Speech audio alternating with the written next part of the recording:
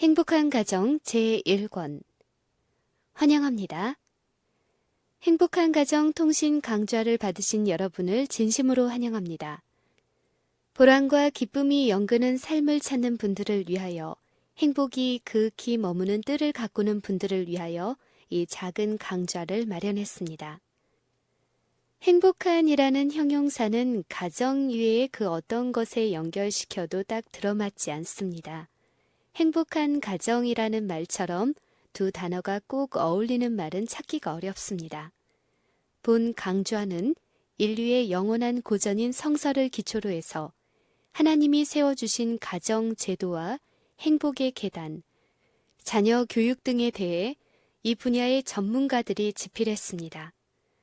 틀림없이 여러분의 삶에 좋은 안내서가 될 것입니다. 차근차근 읽으시면서 생활에 실천하시기 바랍니다. 행복은 갑자기 굴러 들어오는 것이 아니라 한 송이의 꽃처럼 매일매일 정성을 들여 가꿔 나가야 합니다. 행복의 길을 따라 조심스럽게 올라가면 틀림없이 행복의 낙원에 도달할 수 있을 것입니다. 본 강좌를 끝까지 읽으시면서 여러분의 삶에 유익한 내용이 되시기를 바랍니다. 희망의 소리 성경통신 학교장. 본 강좌에 들어가기 전에 첫째, 본 강좌는 3권으로 되어 있으며 각 권에 4과씩 전체 12과로 되어 있습니다. 제1권은 가정을 위한 준비, 즉 남녀의 교제에서부터 결혼, 임신과 출산까지를 단계적으로 다뤘습니다. 2. 제2권에서는 자녀의 조기 교육부터 사춘기의 청소년 교육에 이르기까지 자녀 교육의 여러 가지 문제를 상세하게 다뤘습니다. 3. 제3권에서는 행복한 가정을 이루는 전반적인 문제를 소상하게 다루고 있습니다. 뜻이 이해될 때까지 자세하게 읽으십시오. 4. 각 권의 강좌를 마치면 뒷면에 복습 문제가 있습니다. 읽으신 내용을 상기하시면서 정답을 쓰시고 표지 뒷면 엽서에 답을 옮겨 쓰신 후 우표를 붙여 통신학교로 보내주시기 바랍니다. 5. 우편물이 반송되지 않도록 답안지의 주소와 성명을 정확하게 기록하여 주십시오. 6. 제1권 답안지를 보내시면 등록 번호를 찍어 보내드립니다. 사무처리상 매우 중요하므로 다음 답안지를 보내실 때 꼭 적어 보내주십시오. 7. 본 강좌를 읽으시다가 의문되는 점은 서슴지 말고 연락하시되 간단 명료하게 요점을 적어 보내시면 성의껏 대답해 드리겠습니다. 8. 답안지를 보내신 후 15일이 지나도 소식이 없으면 그 사연과 등록번호, 주소, 성명을 기록하여 본교로 연락해 주십시오. 9. 3권까지 다 마치시면 졸업장을 보내드립니다. 중도에 멈추지 마시고 끝까지 계속하십시오. 10. 본 강좌 외에도 성서를 보다 깊이 연구하려는 분들을 위해 다른 여러 강좌가 준비되어 있습니다. 신청하시면 보내드리겠습니다. 행복한 가정 제1과 가정의 기원과 중요성. 하나님께서는 우리 모습을 닮은 사람을 만들자 하시고 당신의 모습대로 사람을 지어내셨다.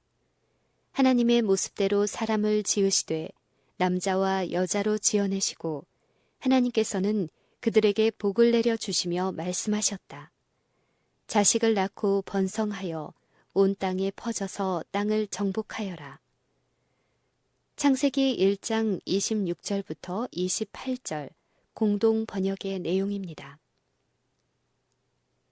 제1장 행복의 근원인 가정.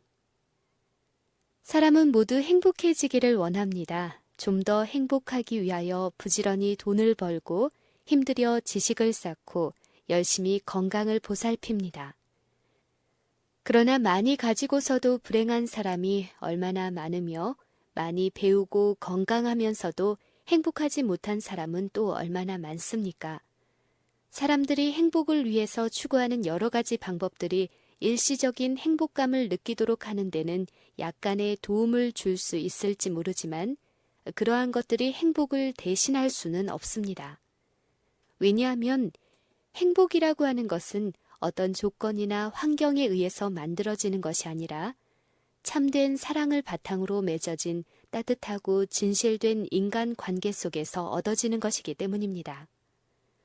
이러한 행복감을 느낄 수 있는 최초의 장소가 바로 가정이기 때문에 진정한 행복과 뼈저린 불행은 언제나 가정에서 비롯되고 있습니다. 예를 들면 남편을 행복하게 하는 일에 아내처럼 중요한 존재도 없지만 또 다른 경우에는 아내만큼 남편의 인생에 무거운 부담이 되고 장래의 포부를 좌절시킬 수 있는 존재도 없습니다. 마찬가지로 남편처럼 아내를 행복하게 해줄 수 있는 존재도 없지만 남편처럼 아내의 인격과 인생의 꿈을 산산이 깨트릴 수 있는 사람도 없습니다. 이러한 일은 혈연으로 맺어진 관계인 부모와 자식, 형제와 형제 사이에서도 얼마든지 일어날 수 있는 일들입니다. 이처럼 가정은 사랑과 행복이 넘치는 지상의 낙원이 될 수도 있고 세상에서 가장 견디기 어려운 고통의 연옥이 될 수도 있습니다. 그렇다면 어떻게 이처럼 중요한 가정이 불행의 가시밭이 아닌 행복의 낙원이 되게 할 수 있을까요? 인간을 창조하셨고 사람이 행복하게 살기를 원하시는 우리의 하나님은 그 방법을 알고 계십니다. 그리고 그분의 말씀인 성경은 그 방법을 매우 구체적으로 제시하고 있습니다. 웬만큼 인생을 살아본 사람들은 그 사실을 경험으로 확인할 수 있을 것입니다. 여러분이 지금 공부하시는 이 과목은 사람이 정말 사람답게 행복하고 보람있고 의미 있는 삶을 살 수 있는 길이 무엇인지 그 원천을 찾고자 하는 것입니다. 이 과목을 끝까지 다 공부하시면 자신의 행복과 가족과 이웃의 행복을 위해서 무엇이 필요한지를 또 무엇을 해야 할지를 깨닫게 될 것입니다. 제2장 세상의 기초요 중심인 가정. 편리하고 안락한 물질 문명의 혜택을 풍요하게 누리면서도 지금 이 세상에는 너무나 이상하고 어이없는 일들이 많이 일어나고 있습니다. 보편화되는 동성애와 함께 급속히 번지는 에이즈, 나날이 증가하고 있는 극악무도한 범죄, 걷잡을 수 없이 번져나가는 마약 사용의 확산 등 불치의 병폐로 거대한 문명사회가 현저히 몰락해가고 있는 현실의 위기를 깊이 인식한 미국 대통령이 부랴부랴 서둘러 제시한 1992년 연두 교서의 결론적인 대목의 일부분을 읽어봅시다. 우리는 가정을 강화해야 합니다. 가정은 바로 우리의 미래를 책임질 가장 중요한 곳이기 때문입니다. 저는 오늘 밤 미국 도시가정위원회의 설치를 공포합니다. 지금은 우리의 가정을 결속시켜주고 강하게 해주고 건전하게 해줄 수 있는 일을 찾아야 할 때입니다. 세상은 사람들로 구성되어 있는데 그 사람을 생산하여 배출하는 곳이 바로 가정이고 보면 가정의 어떠함이 곧 세상의 어떠함이요. 오늘의 가정이 내일의 사회를 결정하는 근거가 되는 것입니다. 위에 소개된 미국 대통령의 연두 교서 내용은 이와 같은 엄연한 사실을 우리에게 다시 한번 일깨워주고 있습니다. 가정과 건강이라는 책 17페이지에는 다음과 같은 말이 기록되어 있습니다. 사회는 가정들로 구성되고 그 가장들이 만드는 대로 되는 것이다. 생명의 근원은 마음에 있고 지역 사회와 교회와 국가의 심장은 가정인 것이다. 사회의 안녕과 교회의 성공, 국가의 번영이 가정의 영향에 달려 있다. 물질 문명이 절정에 이르렀음에도 불구하고 사회가 이렇게 혼란스럽고 인간의 복리가 위협을 당하고 있는 이유가 무엇일까요? 거의 3000년 전에 기록된 구약 성경 시편에 그 해답이 다음과 같이 밝혀져 있습니다. 여호와께서 집을 세우지 아니하시면 세우는 자의 수고가 헛되며 여호와께서 성을 지키지 아니하시면 파수꾼의 경성함이 허사로다. 너희가 일찍이 일어나고 늦게 누우며 수고의 떡을 먹음이 헛되도다. 시편 127편 1절 2절 말씀입니다. 이 말씀 속에 삼중의 허사가 예언되어 있습니다.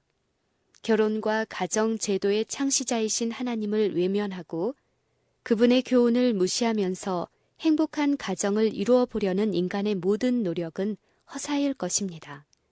또 그러한 가정들로 이루어진 사회가 아무리 사람의 안정과 복리를 지켜보려고 노력해봐야 그것 역시 허사입니다. 이처럼 가정이 무너지고 사회가 불안정한 현실에서 열심히 일을 하여 산업과 경제를 발전시킨다 해도 그것마저 결국 허사가 될 것임을 우리는 깨달아야 합니다. 그 삼중의 허사가 어떻게 우리의 현실로 발전되고 있는지, 그 원인이 연속되는 시편의 말씀 속에 나타나 있습니다. 자식은 여호와의 주신 기업이요 태의 열매는 그의 상급이로다. 젊은 자의 자식은 장사의 수중의 화살 같으니 이것이 그 전통에 가득한 자는 복되도다. 시편 127편 3절에서 5절입니다.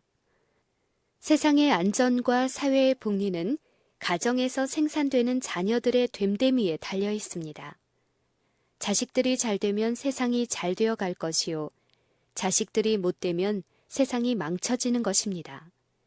그러므로 바로된 가정에서 제대로 배출되는 자식들은 하나님께서 세상에 주실 수 있는 최선의 유산이요, 최고의 보상인 것입니다. 이처럼 내일의 세상을 겨냥한 오늘의 화살들, 즉 자녀들을 생산해내는 가정은 오늘의 행복과 불행을 결정하고 내일의 운명을 판가름하고 있는 것입니다. 그래서 가정이라고 하는 것은 바로 세상의 기초요, 중심이 되는 것이 틀림없습니다. 다음의 성경 구절들은 적절한 근거를 우리에게 제공해주고 있습니다.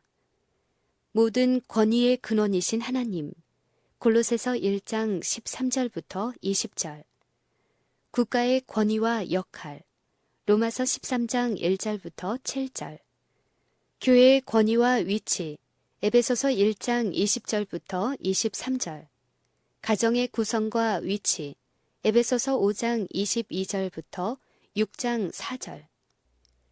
가정의 상태가 교회와 국가와 사회에 미치는 절대적인 영향이 어느 정도인지 한 가지 예를 들어 봅시다. 미국의 명문 프린스턴 대학교의 제1대 총장이요, 경건한 신학자요, 부흥 목사였던 조나단 에드워즈와 뉴욕에서 술집을 경영하여 거부가 된 마커스 슐츠라는 불신자의 가정이 사회에 끼친 영향을 알아보기 위하여 뉴욕시 교육위원회는 그 두 사람의 5대 자손들의 현황을 조사해 보았습니다. 결과는 다음과 같았습니다.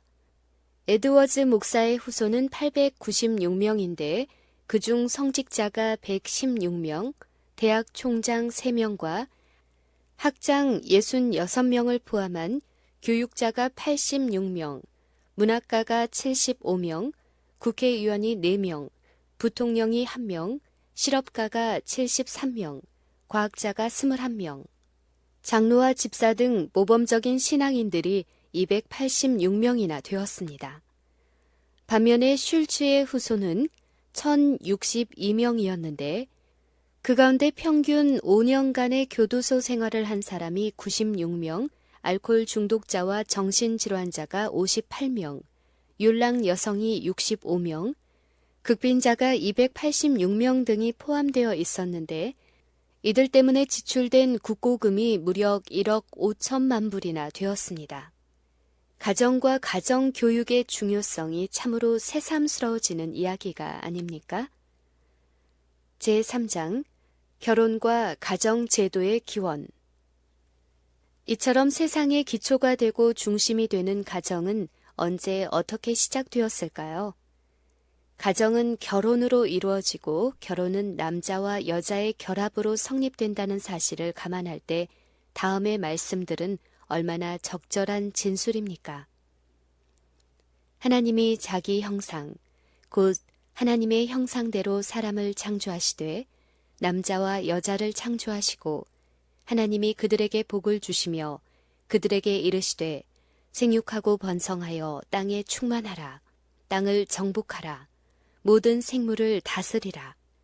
창세기 1장 27절 28절. 남자들만 사는 세상, 여자들만 있는 세상을 상상할 수 있을까요? 그것은 가장 삭막하고 살벌한 세상임은 물론 당대로 자멸할 죽음의 세상인 것입니다. 하나님은 인간을 창조하실 때 처음부터 결혼 정년기에 한 남자와 한 여자를 성적으로 구분하여 생리적으로 정서적으로 서로 아름다운 조화를 이루도록 지으셨습니다. 하나님이 설계하신 가정은 한 남자와 한 여자가 이루는 일부 일처의 가정이었음에 틀림없습니다. 예수께서 대답하여 가라사대 사람을 지으신 이가 본래 저희를 남자와 여자로 만드시고 말씀하시기를 이러므로 사람이 그 부모를 떠나서 아내에게 합하여 그 둘이 한 몸이 될지니라 하신 것을 읽지 못하였느냐. 이러한즉 이제 둘이 아니요 한 몸이니 그러므로 하나님이 짝지어 주신 것을 사람이 나누지 못할지니라. 마태복음 19장 4절부터 6절입니다. 여호와의 영이 유여하실지라도 오직 하나를 짓지 아니하셨느냐. 어찌 하나만 지으셨느냐. 이는 경건한 자손을 얻고자 하심이니라. 말라기 2장 25절. 그러므로 일부 다처나 중혼, 혼외 정사는 하나님의 뜻이 아닐 뿐더러 자손들의 불행과 세상의 혼란을 가져오는 원인으로 지적됩니다. 1년에 혼외 정사로 태어나는 100만 명의 자녀들, 특히 도시 빈민촌의 자녀 60%가 그렇게 태어나는 미국의 현실은 얼마나 심각합니까? 더더구나 남자와 여자의 결합이 아닌 남자와 남자, 여자와 여자의 결합을 초래하는 소위 동성애, 즉 호모섹슈얼리티는 결혼 제도에 포함된 창조 질서를 파괴하는 심각한 사회 악인 것입니다. 동성애에 대하여 성경은 어떻게 단정하고 있을까요? 이를 인하여 하나님께서 저희를 부끄러운 욕심에 내어버려 두셨으니 곧 저희 여인들도 순리대로 쓸 것을 바꾸어 영리로 쓰며 이와 같이 남자들도 순리대로 여자 쓰기를 버리고 서로 향하여 음욕이 부릴 듯하매 남자가 남자로 더불어 부끄러운 일을 행하여 저희의 그릇 때문에 상당한 보응을 받았느니라. 로마서 1장 26절 27절. 남자와 남자, 여자와 여자의 결합으로 이루어진 동성애는 결혼이 아닙니다.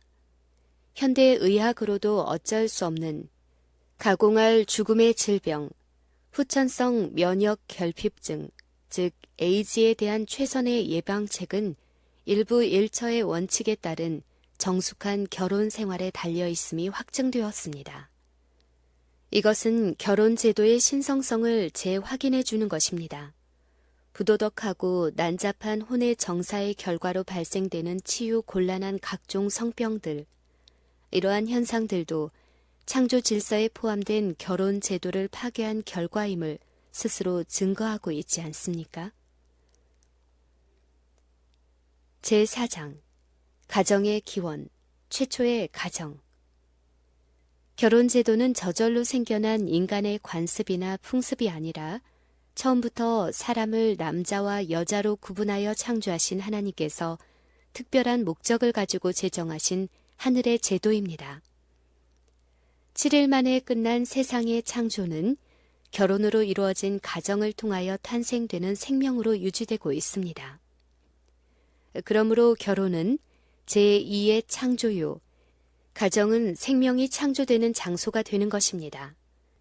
결국 창조와 결혼의 목적은 동일한 것인데, 첫째는 하나님의 창조의 이상을 실현시켜 창조주 하나님의 영광을 드러내는 것이고, 둘째는 그 이상을 실현한 결과에서 오는 성취감, 즉 행복을 경험하는 것입니다. 지성적인 생명은 언제나 사랑의 결과로 태어납니다.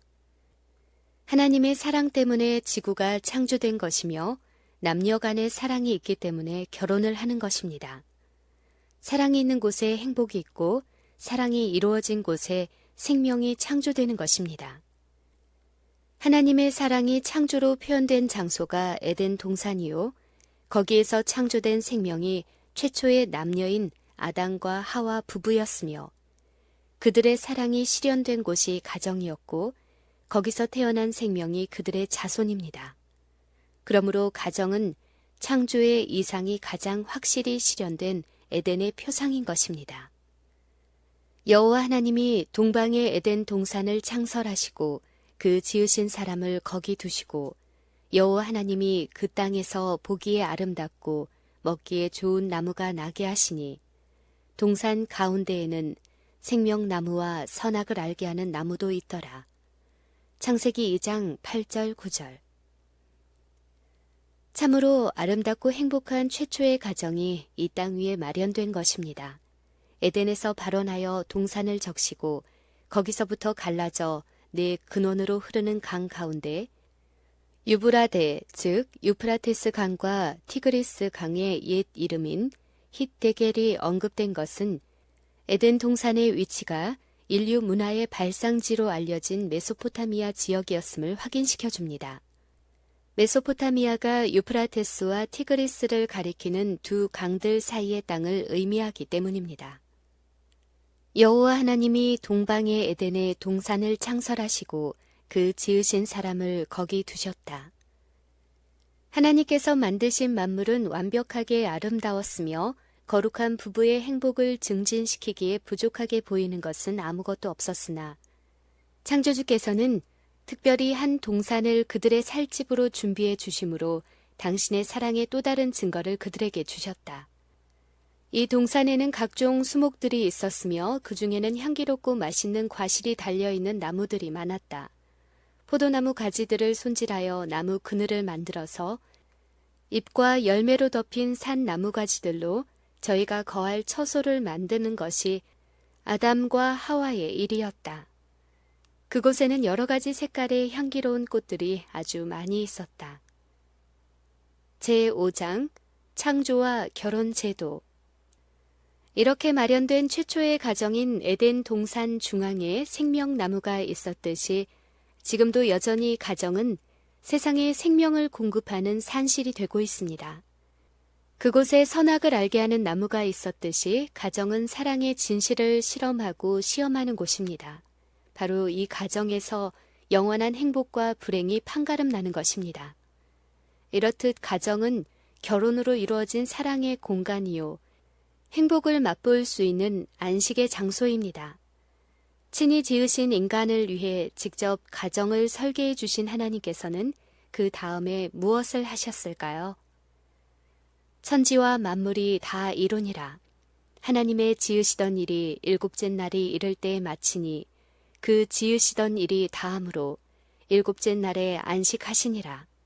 하나님이 일곱째 날을 복주사 거룩하게 하셨으니 이는 하나님이 그 창조하시며 만드시던 모든 일을 마치시고 이날에 안식하셨음이더라. 창세기 2장 1절부터 3절 말씀입니다. 여섯째 날, 마지막으로 창조되어 최초의 결혼식을 치른 첫 부부 아담과 하와가 맞이한 밀월의 첫 밤은 지구의 첫 안식일이었습니다. 왜냐하면 창조 주일의 하루는 저녁부터 시작되므로 안식일도 여섯째 날 저녁부터 시작되기 때문입니다. 인간의 참된 행복을 위해 여섯째 날 안식의 공간인 가정을 마련해 주신 하나님께서는 이제 창조의 기념일인 일곱째 날을 안식의 시간으로 성별하심으로써 인간의 행복을 위한 모든 것, 즉 시간과 공간을 마련하신 것입니다. 이처럼 피조물된 인간이 창조주 하나님을 경배하며 아름다운 사랑의 관계를 결속시키기 위하여 제정된 안식일 제도와 사람 사이의 사랑을 표현하며 서로 결속하도록 제정된 가정 제도가 만날 때 거기에 영원한 행복의 극치가 있는 것입니다. 하나님께서는 최초의 결혼을 주례하셨다. 그러므로 우주의 창조주께서 이 제도의 창시자가 되신다. 혼인을 존귀하게 여기라.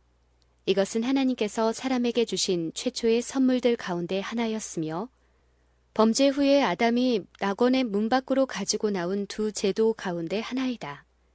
이 제도에 관한 하나님의 원칙을 인정하고 순종할 때 결혼은 축복이 되어 인류의 순결과 행복을 지켜주고 인간의 사회적인 필요를 채워주며 육체적, 지적, 도덕적 속성을 향상시킨다.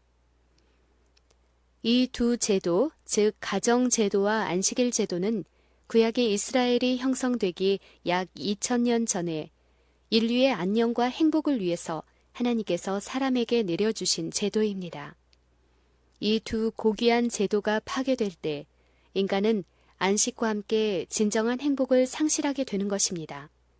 이 복잡하고 분주한 현실을 살아가는 현대인들에게 하나님께서 선물로 내려주신 그 쉼의 공간과 쉼의 시간이 너무나 절실하게 필요되고 있습니다. 제6장 구속과 결혼제도. 범죄로 잃어버린 영원한 생명과 행복을 다시 찾아주시기 위해 육신을 쓰시고 이 세상에 오신 하나님. 그리스도께서 태어나신 곳도 요셉과 마리아의 가정이었습니다. 그리고 지상 생애의 대부분인 30년을 보내신 곳도 나사렛의 초라한 가정이었으며 메시아로서의 공생애를 처음 시작하신 곳이 바로 가정을 이루는 결혼식이 거행되는 가나의 혼인잔치에서였습니다. 결혼의 기쁨과 행복을 상징하는 포도즙이 떨어져 공경에 처한 신랑 신부와 혼인집을 위해 싱거운 물로 향기로운 포도즙을 만들어 넉넉히 공급하신 첫 번째 이적을 베푸신 그분이 바로 에덴 동산에서 아담과 하와의 결혼을 주례하신 그 하나님이셨던 것입니다. 가나의 혼인잔치에서 시작하신 구속사업은 장차 구원받을 백성들이 참석하게 될 어린 양의 혼인잔치에서 그 절정을 이루게 될 것입니다. 이러한 구속의 역사를 이루시기 위해 예수 그리스도께서는 포도즙으로 상징된 당신의 피를 새 언약의 보증으로 흘리신 것입니다.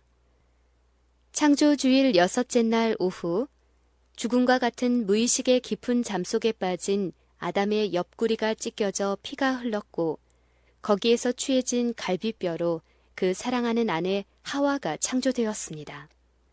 4000여 년이 지난 후 첫째 아담의 범죄와 실수를 보상하고 회복시키기 위해 오신 둘째 아담이신 예수 그리스도께서도 같은 날 6째 날 같은 오후 시간에 십자가에 달리신 채 죽음의 무의식에 빠진 뒤 옆구리가 창에 찔리고 갈비뼈가 상하면서 물과 피를 흘리셨습니다.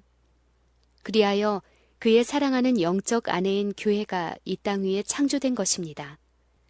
여기에 구속사업과 결혼제도가 지니는 놀랍고 신비한 공통점이 있는 것입니다. 이러므로 사람이 부모를 떠나 그 아내와 합하여 그 둘이 한 육체가 될지니 이 비밀이 크도다. 내가 그리스도와 교회에 대하여 말하노라. 그러나 너희도 각각 자기의 아내 사랑하기를 자기같이 하고 아내도 그 남편을 경외하라. 에베소서 5장 31절부터 33절입니다. 그리스도께서는 또한 결혼 관계를 당신과 구속받은 당신의 백성들과의 연합을 상징하게 하심으로써 영광스럽게 하셨다. 그리스도 자신은 신랑이며 교회는 신부인데 그분께서는 당신께서 택하신 신부, 곧 교회에 대하여 나의 사랑, 너는 순전히 어여뻐서 아무 흠이 없구나 라고 말씀하신다.